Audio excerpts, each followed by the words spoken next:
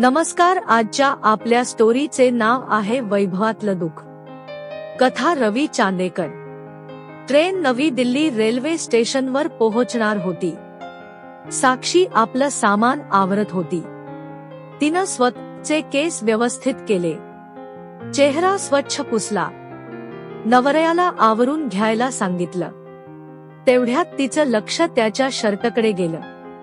हे काय, कसला डाग पडलाय शर्टवर, तिनं विचारलं. अगं, काल रात्री जेवताना सांडले काहीतरी, तो खजील होऊन म्हणाला. साक्षी एका मध्यमवर्गीय कुटुंबातली मुलगी, सावळी पण अत्यंत आकर्षक. नवरा सौरभ सरकारी नोकरीत साधा क्लार्क होता. लग्नाला 15 वर्ष झाली होती. एक मुलगा होता 13 वर्षांचा. साक्षीच्या गावात एक सरकारी कॉलेज होतं. गावातील अन आसपासच्या कसब्यातील गरीब, श्रीमंत, मध्यमवर्गीय अशा सर्वच स्तरातील मुली तिथे शिकायच्या. गावातील सर्वात श्रीमंत व्यापाऱ्याची मुलगी कामिनी ही साक्षीच्याच वर्गात होती.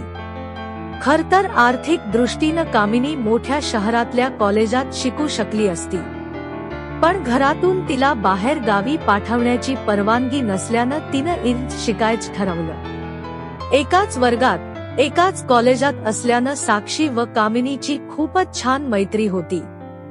कॉलेज व्यतिरिक्त वेळ मिळेल तेव्हा दोघी एकत्र असायच्या. त्यांच्या मैत्रीचं घरच्यांना अन गावातील लोकांनाही कौतुक होतं. ग्रॅज्युएट झाल्या झाल्या कामिनीला एक चांगलं स्थळ सांगून आलं अन ती लग्न करून सासरी दिल्लीला निघून गेली.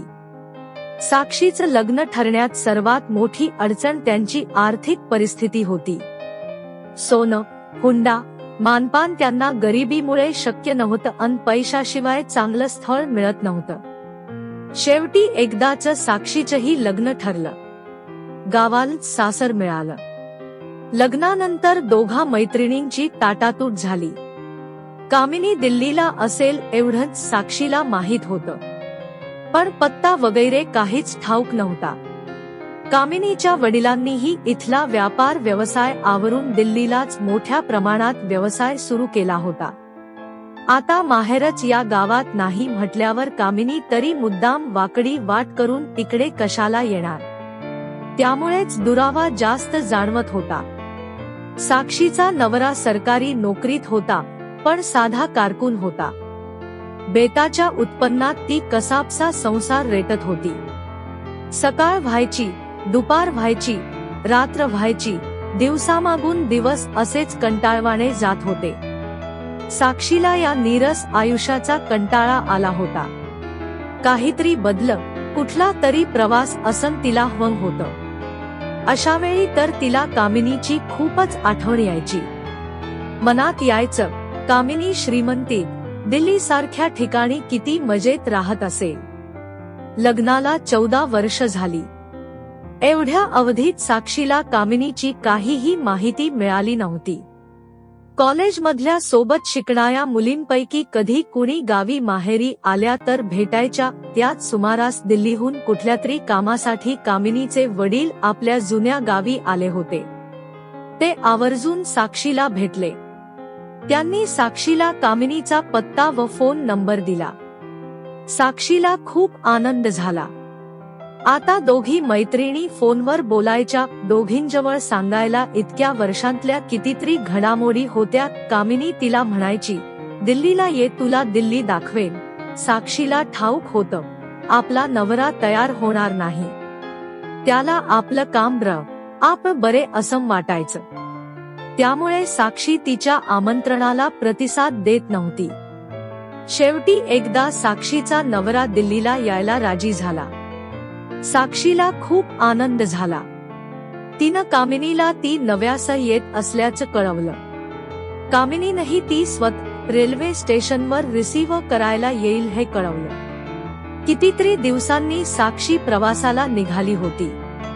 त्यातून दिल्लीला, लाडक्या मैत्रिणीकडे. साक्षी खूपच आनंदात होती. तिनं ऐकलं होतं साक्षीच्या सासरी खूप वैभव आहे. गाडी, बंगला, नोकर चाकर, नवराही दिसायला चांगला अन वागायला समजूतदार आहे. कामिनीचा संसार बघायची, तिला कडकडून भेटायची साक्षीला घाई झाली होती. गाडी स्टेशनवर आली. सामानासह साक्षी उतरली. कामिनी तिला घ्यायला आली होती. दोघींनी एकमेकांना बघितलं अन त्यांचे चेहरे आनंदानं फुलले. कामिनी तर आता अधिकच सुंदर दिसत होती. तिचं वय जणू तिथंच थांबलं होतं. जीन्स आणि टॉपमध्ये ती अजूनच स्मार्ट दिसत होती. कॉलेजला जाणारी मुलगीच वाटत होती. कामिनी स्वतः कार ड्राईव्ह करत होती. दिल्लीच्या रुंद गुळगुळीत डांबरी रस्त्यांवरून तिची गाडी चालली होती. साक्षी तिच्या शेजारी बसली होती. सौरभ मागे बसला होता. तू एकटीच का आलीस? भावोजी का नाही आले? साक्षीनं बाळबोध प्रश्न विचारला. अगं बाई, ही दिल्ली आहे. इथे जो तो आपापल्या वाट्याचं आयुष्य जगत असतो. कामिनीनं तिला महानगरातल्या आयुष्याची कल्पना दिली. तुझ्या भावजींशी पटत नाही का? साक्षीनं पुन्हा भाबडेपणानं विचारलं. तसं नाही ग. म्हणजे काय आहे? वैभव रात्री उशिरा घरी येतात. आल्यावरही बराच वेळ कॉम्प्युटरवरच काम करत असतात. त्यामुळे सकाळी लवकर उठणं त्यांना जमत नाही. कामिनीनं खुलासा केला. असं होय. पण हे तर अवघडच आहे ग बाई. अवघड कसलं आले? आता तर हेच रुटीन आयुष्य झालं, कामिनी म्हणाली. बोलता बोलता कितीतरी अंतर कापून कार घरी पोहोचली सुद्धा. कामिनीचं घर म्हणजे राजमहालच होता. कितीतरी लक्झरी कार्स उभ्या होत्या. घरासमोर गार्ड होता.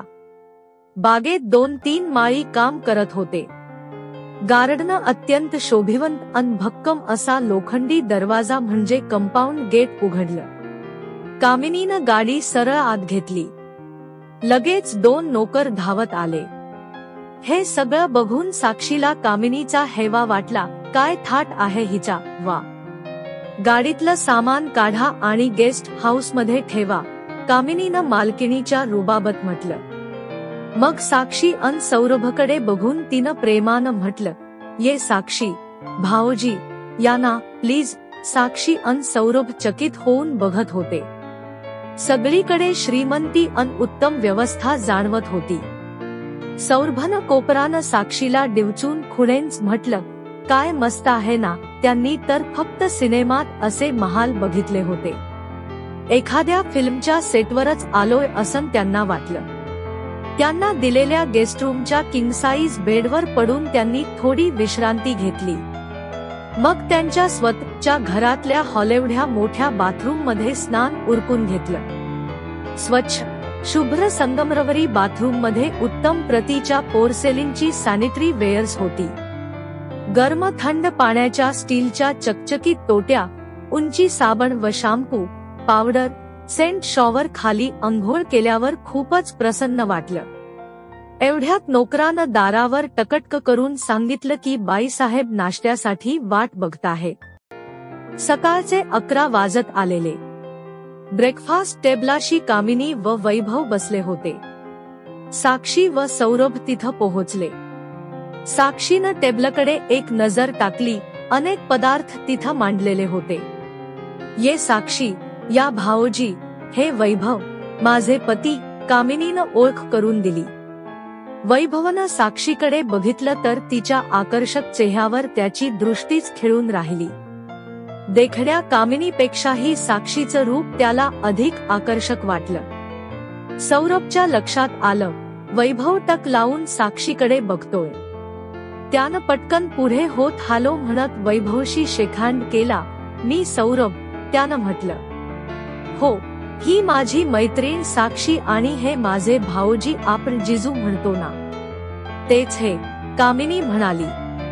नाश्ता करताना कामिनीला वैभवनं विचारलं, आज तुमचा काय कार्यक्रम असेल? माझा सगळाच वेळ आता साक्षी अन जिजू बरोबर असणार आहे. जोपर्यंत हे दिल्लीत आहेत तोवर मी ह्यांच्याच बरोबर राहीन. साक्षीच्या हातावर आपला हात ठेवत कामिनी म्हणाली. ठीक आहे, यांची नीट काळजी घे. त्यांना भरपूर फिरवून आण. सगळी दिल्ली दाखव. मला आता निघायचं आहे. रात्री माझी वाट बघू नकोस. मी कदाचित घरी येईन, कदाचित बाहेरच रात्री राहावं लागेल, वैभव म्हणाला. प्लीज वैभव, निदान 1-2 दिवस तरी, पुढे कामिनीला बोलायचं होतं, पण जरा कडक आवाजातच. वैभव म्हणाला, जरा समजून घेत जा, माझी महत्वाची डील्स एवढ्यातच व्हायची आहे, मी सध्या बिझीच असेन. ओके, कामिनीनं म्हटलं. ज्या पद्धतीनं वैभव तिला बोलला होता ते नक्कीच अपमानास्पद होतं. तिनं डोळ्यांतलं पाणी लपवत साक्षीची नजर टाळली. साक्षीला जाणवलं की कामिनी आणि वैभवचे संबंध चांगले म्हणजे निकोप नाही. ती काहीच बोलली नाही, पण वैभव सतत तिच्याकडे बघतोय याची जाणीव झाल्यामुळे थोडी कावरीबावरी झाली होती. कामिनीनं संपूर्ण दुपार साक्षी व सौरभला खूप फिरवलं. इंडिया गेट, लाल किल्ला, राष्ट्रपती भवन, संसद भवन, लोधी गार्डन, कितीतरी गोष्टी दाखवल्या. त्यांना खूप खायला प्यायला घातलं. त्यांची सर्वतोपरी काळजी घेतली. दिवसभर तिघं गप्पा मारत होते.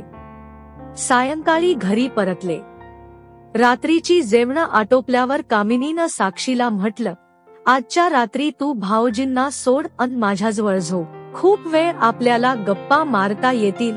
तू रोज माझ्याजवळ राहशील तर तुझ्या भाऊजींना मी नेहमी करता सोडू शकते. गमतीनं हसत साक्षी म्हणाली. नको ग, इतका अन्याय होऊ देणार नाही. फक्त इथं तुम्ही आहात तेवढे दिवस तू माझ्याजवळ झोप, कामिनीनं म्हटलं. कामिनीनं साक्षीला तिच्या संसाराबद्दल विचारलं. भाऊजींबरोबर तू सुखात आहेस ना? संसार कसा चाललाय? मुलगा तुझ्याबरोबर आला असता तर छान झालं असतं. तो त्याच्या काकांकडे किती दिवस राहणार आहे? जी दिनचर्या काय असते? तुला काही प्रॉब्लेम तर नाहीये ना? कामिनीचे प्रश्न संपत नव्हते. साक्षी म्हणाली, आमचं काय घेऊन बसलीस ग? आमचं जगच मुळात छोटंसं आहे. आम्ही मध्यमवर्गीय माणसं. नवरा सकाळी 9ला ऑफिसात जातो, संध्याकाळी 6ला घरी परत येतो.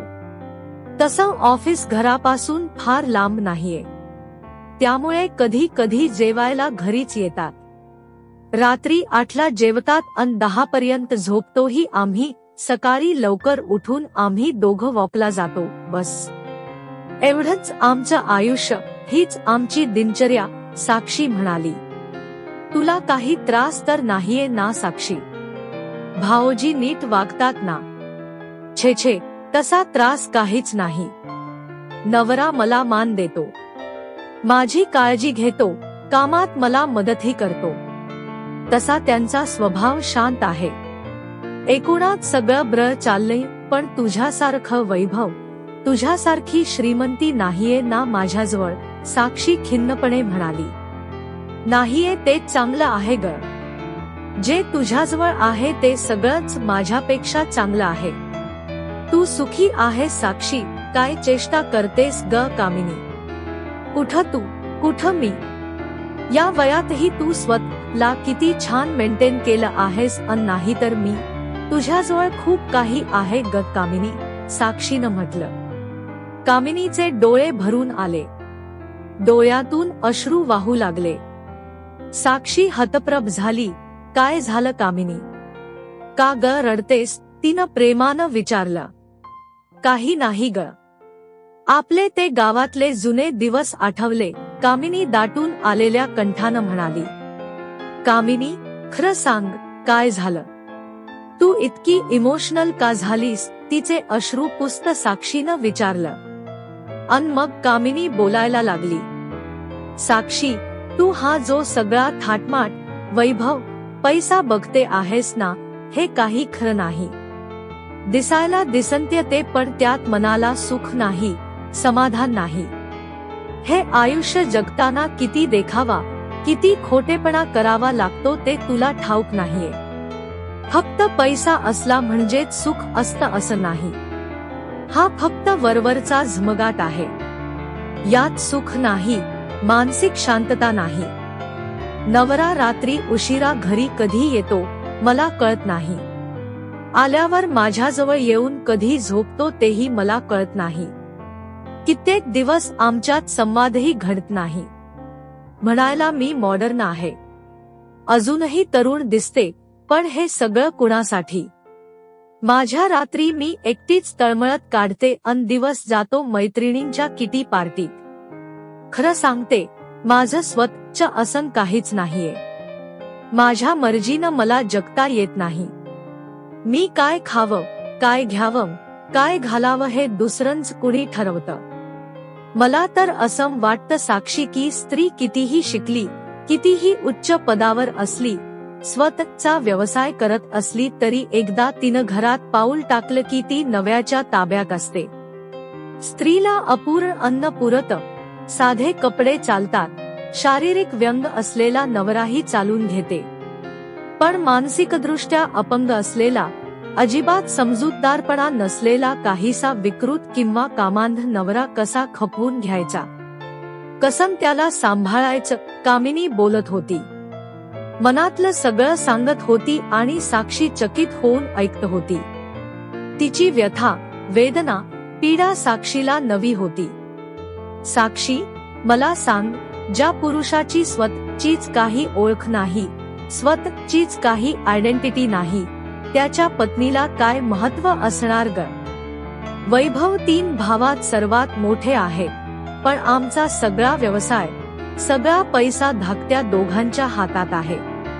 त्यांनी घेतलेला निर्णय, त्यांनी दिलेला आदेश वैभवला ऐकून घ्यावा लागतो. त्यामुळेच मी किंवा माझी मुलंही आश्रिताच जीण जगतोय.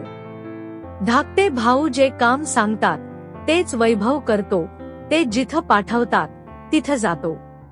आपल्या भावांना तो काही म्हणूच शकत नाही. भावांनी त्यांना चांगलं म्हणावं म्हणून ते त्यांच्याशी लाळघोटेपणा करतात अन माझ्याकडे, मुलांकडे साफ दुर्लक्ष करतात. मला 100 रुपये जरी हवे असले तरी धाकट्या दिरांकडे हात पसरावा लागतो, कामिनी म्हणाली. पण कामिनी, एकत्र कुटुंबात असं, तिला मध्येच थांबवत कामिनीनं म्हटलं, होय साक्षी, एकत्र कुटुंबात तडजोड करावीच लागते. पण कुणाच्या दडपणाखाली दुसऱ्याचा स्वत चिरडला जात असेल तर? पत्नीला स्वतःच्या नव्याबरोबर जगण्याचा हक्क आहे ना, तो तिला मिळू नये. आपल्या बायकोचा बळी एवढ्यासाठी द्यायचा की भावांनी आपल्याला वाईट म्हणू नये. मला तर नव्याला काही म्हणायचाही हक्क नाही. तू खरोखर सुखी आहे साक्षी, तुला माहित आहे तुझा नवरा कधी घरी येईल? आल्यावर तुम्ही दोघं एकत्र जेवाल, गप्पा माराल, एकत्र झोपाल. तुला, त्यांना किती पगार मिळतो ते माहित आहे. मला तर वैभवबद्दल काहीच माहित नसतं.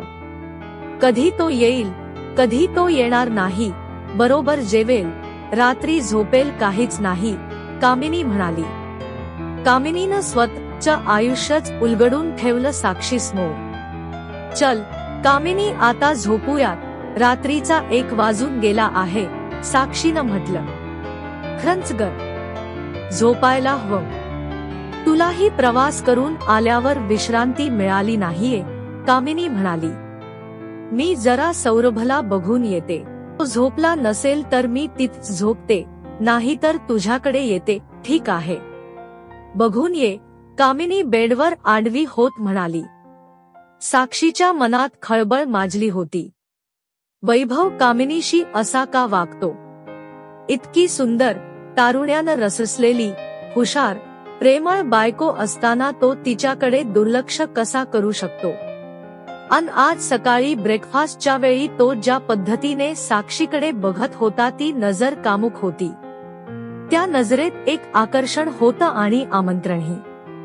विचारांच्या नादात ती आपल्या गेस्टरूमकडे जात असताना तिला एका खोलीत उजेड दिसला. यावेळी कोण असेल या खोलीत? तिच्या मनात उत्सुकता दाटली. तिनं सहज खोलीत डोकावून बघितलं तर वैभव नाईट सूट घालून एका खुर्चीवर बसलेला दिसला. समोर टेबल होतं अन शेजारीच एका काचेच्या कपाटात विलायती दारूच्या बाटल्या मांडून ठेवलेल्या होत्या. टेबलावरही 2-3 बाटल्या अन एक अर्धवट भरलेला ग्लास होता. भाऊजी, तुम्ही कधी आलात? तुम्ही, आश्चर्यानं साक्षीनं विचारलं अन ती सरळ खोलीत शिरली. अरे साली साहेबा, या आत या, तिला येताना बघून वैभवनं म्हटलं. तुम्ही आलात कधी? आल्याचं सांगितलं का नाही? मी अन कामिनी खोलीत बोलत बसलो होतो, साक्षी उत्साहानं बोलत होती. मी थोड्या वेळापूर्वीच आलो, तुम्ही दोघी गप्पा मारत होतात, मग म्हटलं तुमच्या गप्पांमध्ये डिस्टर्ब नको, वैभवनं म्हटलं. तो अधूनमधून दारूचे घोट घेत होता. डोळ्यात दारूची धुंदी स्पष्ट दिसत होती. तरीही साक्षीला त्याच्याशी बोलायची इच्छा होती. तिनं विचारलं, जिजू तुम्ही दारू का पिता? दारू कुणी आनंदानं पित नाही साली साहेबा, माणसाच्या मनात खोलवर रुतून बसलेलं दुःख असतं, ते विसरण्यासाठी माणूस दारू पितो. त्याचे डोळे भरून आले होते. तो भावनाविवश झाला होता. त्याचं नाटक भाबड्या मनाच्या साक्षीच्या लक्षात आलं नाही. तीही भावनाविवश झाली. त्याच्याजवळ येत त्याचे अश्रू पुसत म्हणाली, प्लीज जिजू तुम्ही रडू नका, मला सांगा तुम्हाला काय दुःख आहे ते. तिला जवळ आलेली बघून वैभवनं तिच्या कंबरेला मिठी मारली. तो खुर्चीवर बसून होता. इकडे कामिनी साक्षीची वाट बघत होती. ती येते आहे की नाही हे तिला कळेना. म्हणाली होती सौरभ झोपला असेल तर परत येते. तिची वाट बघत असल्यामुळे तिला झोप येत नव्हती. बघून येऊ साक्षीच्या खोलीपर्यंत जाऊन असा विचार करून ती साक्षीच्या खोलीकडे निघाली. वैभवच्या खोलीत दिवा जळत होता आणि बोलण्याचा आवाजही येत होता. ती एकदम सावध झाली अन झटकन खोलीत शिरली. समोरचं दृश्य बघून ती हादरलीच. वैभवनं खुर्चीवर बसूनच उभ्या असलेल्या साक्षीच्या कमरेला मिठी मारली होती. वैभवला कामिनी खोलीत आलेली दिसताच त्यानं साक्षी भोवतीचे हात काढून घेतले. वैभव काय करतो आहेस? अरे निदान माझ्या मैत्रिणीला तरी वासनेपासून लांब राहू दे, लाज नाही वाटली तुला? कामिनी आरेडलीच. साक्षी पाठमोरी असल्यानं तिला कामिनी दिसलीच नव्हती. साक्षी त्या आवाजानं एकदम दचकली. ओरडतेस कशाला? काय केलंय मी? वैभवही ओरडला. बघ साक्षी, हे या वैभवचं मायावी रूप आहे. रडून भेकून सहानुभूती मिळवायची. रोज नवी स्त्री लागते यांना, मी कसं सहन करायचं हे? साक्षीला गदागदा हलवत कामिनीनं म्हटलं. मला क्षमा कर कामिनी. अजाणता कामिनीनं साक्षीला पुरत बोलूच दिलं नाही. ती म्हणाली, तू ही त्यातलीच एक व्हायची होतीस, थोडक्यात बचावलीस. हा आरडाओरडा रात्रीच्या वेळी शांत वातावरणात सौरभच्याही गेस्टरूम पर्यंत पोहोचला. काय प्रकार आहे बघायला तो खोलीच्या दिव्याच्या अन आवाजाच्या अनुरोधानं निघाला. चतुर अन सावध कामिनीनं सौरभला येताना बघितलं. क्षणभर ती घाबरली. जर सौरभला वैभवच्या या कृत्याबद्दल कळलं तर छे छे, अनर्थ होईल. तिने पटकन निर्णय घेतला. काय झालं कामिनी? काय झालं? साक्षी खोलीत येत सौरभनं विचारलं. अगदी शांतपणे सौम्य हस्त कामिनीनं म्हटलं, काहीच नाही भाऊजी, वैभव आत्ताच आलेत अन जेवता झोपायचं म्हणताहेत तर मी त्यांना रागावत होते. एवढा वेळ दगडासारखी निश्चल झालेली साक्षी आता भानावर आली. एवढंच ना? मला काहीतरी वेगळंच वाटलं. आरडा ओरडा ऐकण्यासारखं वाटलं. भास झाला असेल, सौरभनं म्हटलं. कामिनीनं वेळ मारून नेली. प्रसंग सांभाळून घेतला हे बघून साक्षीच्या जीवात जीव आला. तिनं केवढी मोठी चूक केली होती. रात्रीच्या वेळी दारू पीत असलेल्या अनोळखी पुरुषाच्या खोलीत जायची गरजच काय होती? काही भलतंच घडलं असतं म्हणजे. का तिनं वैभवला आपल्याजवळ येऊ दिलं? साक्षी, तुम्ही दोघं तुमच्या रूममध्ये जाऊन शांतपणे झोपा. रात्र खूपच झाली आहे, कामिनीनं म्हटलं. साक्षीनं कृतज्ञतेनं कामिनीकडे बघितलं अन काही बोलता ती सौरभ बरोबर आपल्या खोलीकडे निघाली. वैभवला तिथं सोडून कामिनीही आपल्या खोलीत आली. खोलीत येताच तिनं आपल्या अश्रूंना वाट मोकळी करून दिली. तिनं आपलं दुःख विसरण्यासाठी मैत्रिणीला आपल्याकडे बोलावलं होतं. पण तिचा नालायक नवरा मैत्रिणीच्याच अब्रूवर उठला होता. दुसऱ्या दिवशी कामिनीनं परतीच्या प्रवासाची 2 तिकीट साक्षी व सौरभला दिली. तिला व वैभवला अचानक कुणा नातलगाच्या मृत्यूमुळे अहमदाबादला जावं लागणार होतं. तिनं सौरभची पुन्हा क्षमा मागितली. सौरभला रात्रीच्या प्रसंगाची कल्पना नव्हती अन घरची मालकमालकीणच घरात नसतील तर त्या घरी राहण्यात अर्थ काय होता. साक्षीला मात्र आपल्या मैत्रिणीचं दुःख कळलं होतं. स्वतःचा साधा संसार अन नव्याकडून मिळत असलेला मान याची किंमत कळली होती. स्टोरी आवडल्यास व्हिडिओला लाईक करा आणि चॅनलला सबस्क्राईब करा.